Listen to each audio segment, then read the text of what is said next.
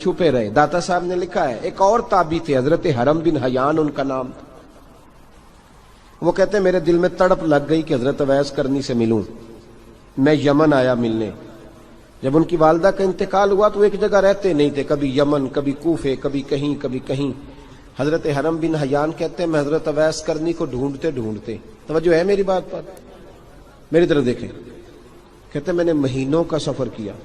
آپ نے بھی کبھی کیا ہے مرشد ڈھونڈنے کے لیے؟ گھر بہ کے آخی ہوندے نے کوئی کامل نہیں رہا, ساریاں دکانداریاں. بھئی تو گیا کہاں ہے؟ تو کہاں گیا ہے؟ گھر بیٹھے ہی فیصلہ کر لیا تو نے. تو کہاں نکلا ہے؟ جو نکلتے ہیں نا انہیں تو رب کریم کا قرب بھی نصیب ہو جاتا ہے. تو نکلا ہی نہیں, تو نے گھر بیٹھے ہی فیصلہ کر سارے غلط ہے. یہ ہو ہی نہیں سکتا سارے غلط ہو. اس لیے کہ صحیح بخاری میں محبوب کا فرمان موجود ہے. نبی کریم علیہ السلام نے فرمایا میری امت کبھی گمراہی پر جمع ہو ہی نہیں سکتی. تھوڑے لوگ برے ہوں گے, سارے برے ہو سکتے. یہ تو ہم نے ایک دوسرے پہ تنقید کر کے لوگوں کو برا کیا. جو اچھے تھے وہ بھی ہماری تنقید کے پیچھے چھپ گئے, ورنہ ایسی کوئی بات. بڑی بڑی خیر موجود ہے دنیا, بڑی بڑی خیر. حضرت حرم بن حیان کہتے ہیں میں جناب ویسے کرنی کو ڈھونڈنے نکلا. تو ان کو ڈھونڈتے میں پہلے یمن گیا. لوگوں سے میں نے کہا ویس, کہنے لگے چھوڑو وہ تو دیوانہ ہے. اور داتا صاحب نے یہ لفظ لکھے ہیں, لفظ دیکھنا یہ بڑا مزہ دیں گے آپ کو جملے. داتا صاحب کہتے ہیں جب حضرت حرم بن حیان نے پوچھا نا ویس کرنی, تو کہا وہ تو دیوانہ ہے, مجنون ہے, پاگل ہے معاذ اللہ. وہ کیوں, کیا تم نے دیکھ لیا؟ کہنے لگے جب دنیا روتی ہے تو وہ ہنستا ہے, جب دنیا رو رہی ہوتی ہے تو وہ ہنستا ہے, اور جب لوگ ہنستے ہیں تو وہ روتا ہے. عجیب اس کا انداز ہے.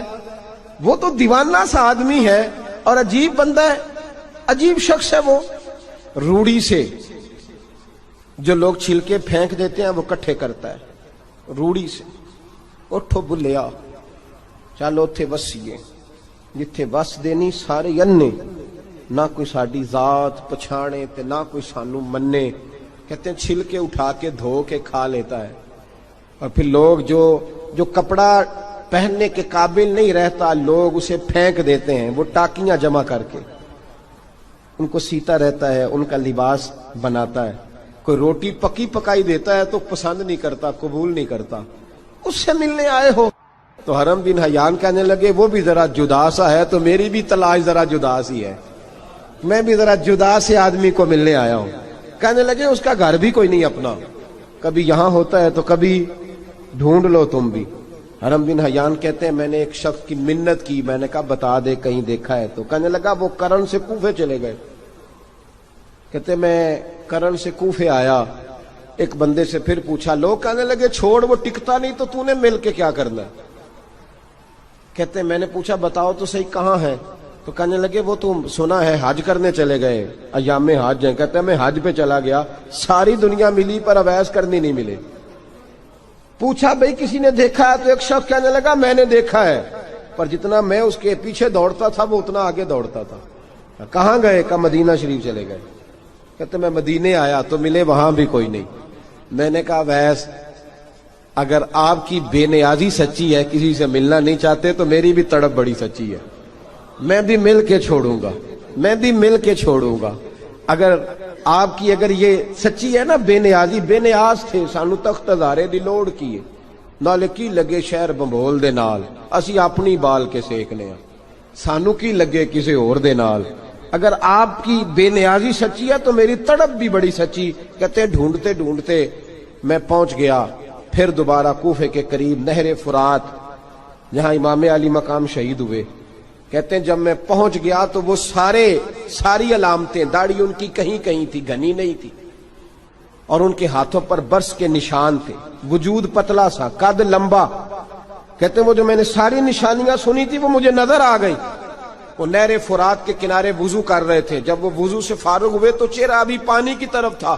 میں نے کہا السلام علیکم, سلام لی تو پتہ منہ نہیں میری طرف کیا, چہرہ ادھر ہی رکھا. کہنے لگے وعلیکم السلام یا حرم بن حیان. کن فیکون تے کل دی گل ہے.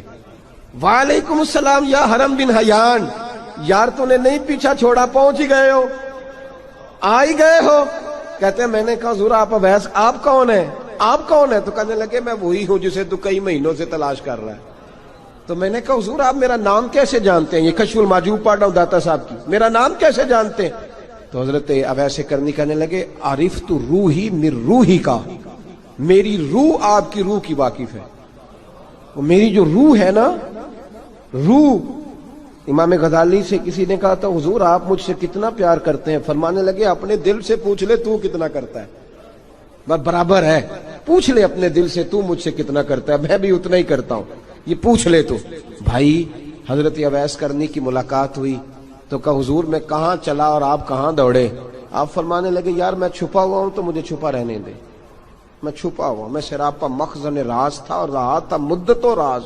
یہ تو تیرا شوق کے دید کشاں کشاں مجھے کھینچ لایا مجاز میں۔ ان کی زندگی تو دیکھو، کتنا شوق ہے ہمیں آگے لگنے، کتنا شوق ہے بڑھ بڑھ کے سامنے ہونے، مجھے لوگ جانے، مجھے لوگ پہچانے، کتنا شوق، لیکن وہ دوڑتے تھے لوگ ہمارے قریب نہ آئے۔ حضرت حرم بن حیان کہتے ہیں میں چند گھڑیاں رکا تو مجھے کہنے لگے جا یار تو کوئی کام کر اور مجھے بھی اپنا کام کرنے دے۔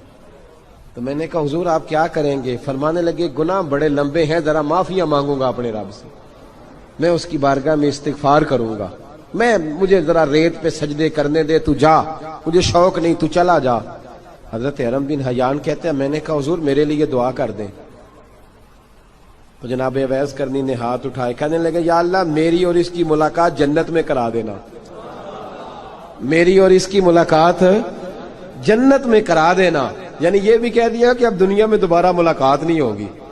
کہتے ہیں میں یہ بولنے ہی لگا تھا، کہنے ہی لگا تھا کہ حضور یہاں نہیں ہوگی، تو کہنے لگے چپ کر، جب جنت کی بات جو کر دی ہے ہو گئی بات، اب اتنی دور تک تجھے کہہ دیا تو اب تو یہاں پھر دعا کی بات۔ حضرت اویس کرنی خیر التاب۔ ایک اور بات،